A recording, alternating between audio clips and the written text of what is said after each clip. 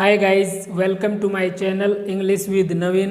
दोस्तों, आमतौर पे सभी का एक कॉमन क्वेश्चन रहता है कि हम इंग्लिश को थोड़ा बहुत तो समझ लेते हैं लेकिन हम बोल नहीं पाते। तो गाइस, मैं आपको ये बताना चाहूँगा कि इतनी स्टडी करने के बाद हम इंग्लिश क्यों नहीं बोल पाते। देखो, आप स्टूडेंट हो, आप स्कूल लेवल पे जाते हो, फिर आप कॉलेज में जाते हो, तो हर जगह हमारा इंग्लिश सब्जेक्ट रहता है, फिर भी हमें इंग्लिश बोलनी नहीं आती। तो क्या कारण है इसके पीछे कि हम अंग्रेजी बोल नहीं पाते, इतनी स्टडी हर क्लास के अंदर इंग्लिश को पढ़ने के बावजूद। तो आज हम जो स्टडी करेंगे, हम ये स्टडी करेंगे गाइज, इंग्लिश को हम दो तरीके से पढ़ते हैं, इसीलिए हम बोल नहीं पाते। जो पहला जो केस जो आपने आज तक की जो स्टडी की है स्कूल में, कॉलेज में, वो आपने पढ़ा है इंग्लिश को एज ए सब्जेक्ट। जो इंग्लिश को एज ए सब्जेक्ट पढ़ा है उसमें जो आपका जो मेन फोकस था वो होता है माइंड टू हैंड, लेकिन दूसरा जो पार्ट होता है वो होता है लैंग्वेज। लैंग्वेज में जो हमारा जो मेन फोकस होता है वो होता है माइंड टू टंग। तो देखो, यहाँ पे माइंड टू हैंड का मतलब क्या हुआ, सब्जेक्ट में हर क्लास में टीचर्स ने हमें जो पढ़ाया, जो सारी चीज़ें अच्छे तरीके से समझाई,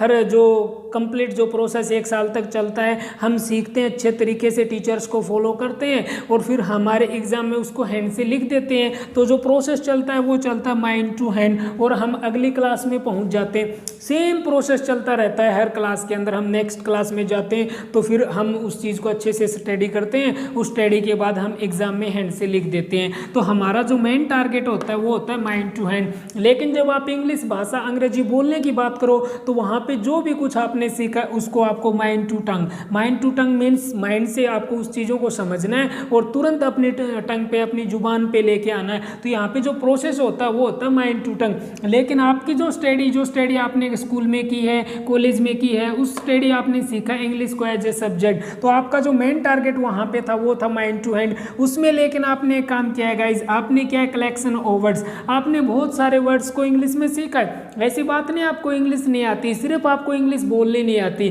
तो इंग्लिश का कलेक्शन ऑफ वर्ड्स का क्या मतलब हुआ, देखो जैसे इंग्लिश है, इंग्लिश को हम क्या कहते हैं हिंदी में, अंग्रेजी। सब्जेक्ट को हम विषय, लैंग्वेज को हम बोलते हैं भाषा, माइंड मीन्स दिमाग, टंग मीन्स जुबान, हैंड मीन्स हाथ। इसका मतलब क्या हुआ, इंग्लिश आपको आती, इन वर्ड्स का आपने क्या किया, यहाँ पे कलेक्शन ऑफ वर्ड्स कलेक्ट किए हैं सारे वर्ड्स को।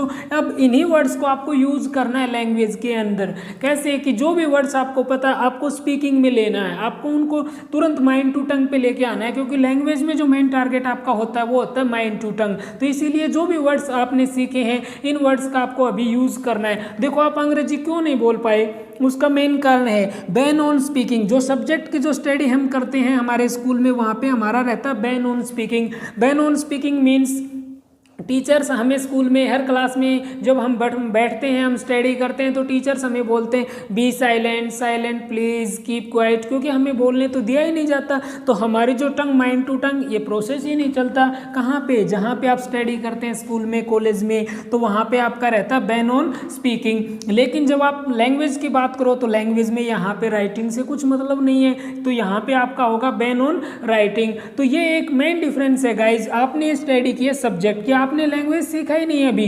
लैंग्वेज बिल्कुल इजी होती है, आप कोई भी लैंग्वेज सीखो, उसमें क्या प्रोसेस है वो हम आगे चल के अभी स्टडी करेंगे इसी वीडियो में।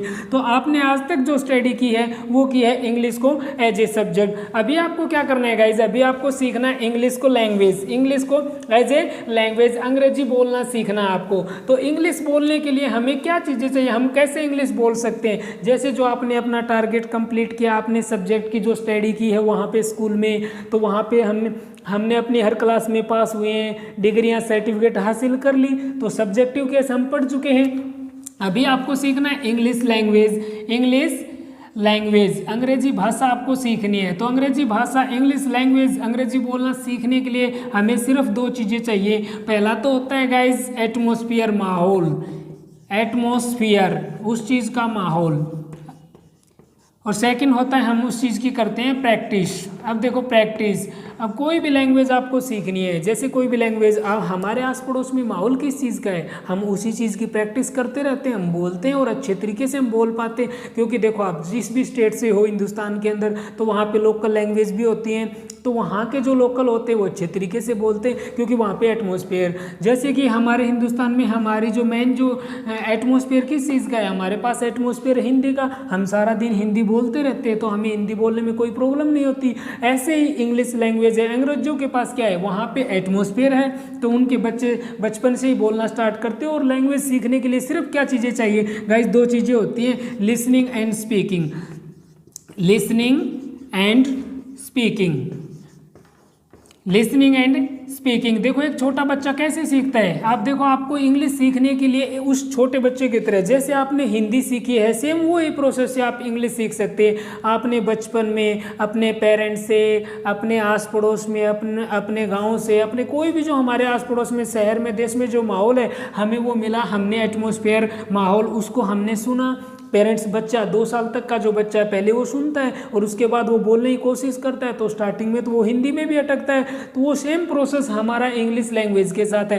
आपको बोलना सीखना है तो सबसे पहले आप बनाओ कोई ना कोई एटमॉस्फेयर। उस एटमॉस्फेयर मीन्स आपको जो माहौल मिल गया, फिर आपको उस चीज़ को बोलने की कोशिश करनी है, क्योंकि गाइस देखो बोलने से ही बोलना आता है। तो उसको इंग्लिश में बोलेंगे speaking comes by speaking.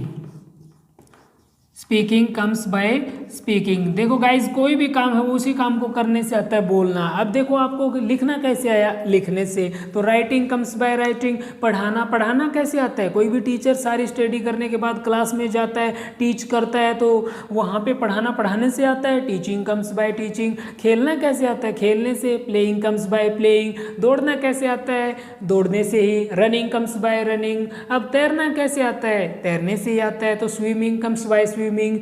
Driving कैसे आती है, ड्राइविंग से, ड्राइविंग कम्स बाय ड्राइविंग। ऐसे ही जैसे नाचना कैसे आता है, नाचने से आता है, dancing comes by dancing. Singing कैसे आती है, सिंगिंग से, तो सिंगिंग कम्स बाय सिंगिंग। ऐसे ही बोलने से बोलना आता है, तो उसको स्पीकिंग कम्स बाय स्पीकिंग। तो आपको एक एटमॉस्फेयर क्रिएट करना अपने आस पड़ोस में जो माहौल। अगर आपके पास कोई एटमॉस्फेयर नहीं है तो आपको खुद एटमॉस्फेयर बनाना है। कैसे, जो भी वर्ड्स आपको आते हैं आपको उनको इंग्लिश में प्रैक्टिस करनी है। अब जो सारा प्रोसेस है, जो स्पोकन इंग्लिश का कंप्लीट कोर्स है, वो कैसे फोकस करना है, कैसे हमें अंग्रेजी सीख सकते हैं हम, इंग्लिश लैंग्वेज क्या डिफरेंस है सब्जेक्ट में, ये इस वीडियो में मैंने आपको बताया। तो आगे चल के जो कंप्लीट जो कोर्स है वो मैं आपको कराऊंगा स्पोकन इंग्लिश का, क्योंकि स्पोकन इंग्लिश जो लैंग्वेज होती है वो बिल्कुल ईजी होती है।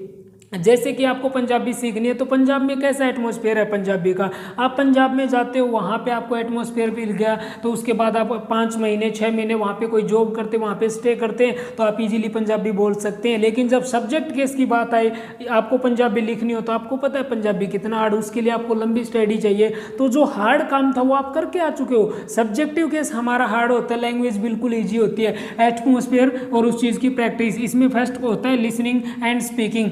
तो first listening carefully, then speaking beautifully, because speaking comes by speaking. तो आशा करता हूँ आपको गाइज ये डिफरेंस समझ में आया होगा। जो अगली क्लास है उसके अंदर मैं जो स्पोकन इंग्लिश की जो सारी क्लासेस स्टार्ट कर रहा हूँ उसमें हम स्पोकन इंग्लिश का कंप्लीट कोर्स करेंगे। तो प्लीज़ गाइज अगर आपको वीडियो पसंद आया हो, like share and subscribe my channel. Thanks for watching.